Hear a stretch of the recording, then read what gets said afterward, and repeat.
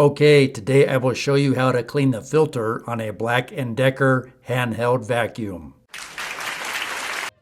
So here is the Black & Decker 12-volt cordless handheld vacuum we're going to be working on today. Just a quick disclaimer, this is not a paid promotion. I'm going to start by pressing in these two blue tabs on the side, dumping out the crumbs and debris. I'm going to push on that button that says filter, and it'll release this plastic collection bin, and there's a filter, and it pulls out the back like so. So again, I'm going to shake out the loose debris. You can see that filter's pretty dirty. I'm going to simply take a old used paintbrush and brush off the debris.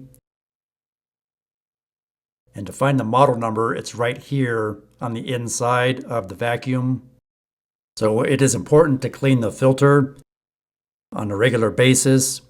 It'll help improve the suction of the vacuum and not make the motor work as hard or wear out the motor prematurely.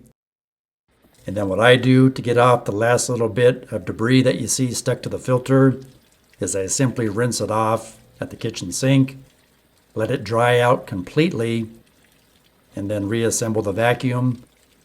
And you should notice a marked improvement in the suction power of your cordless vacuum.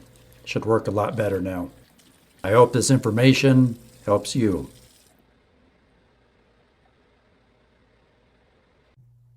Please like, share, subscribe, leave me a comment, and thanks for watching.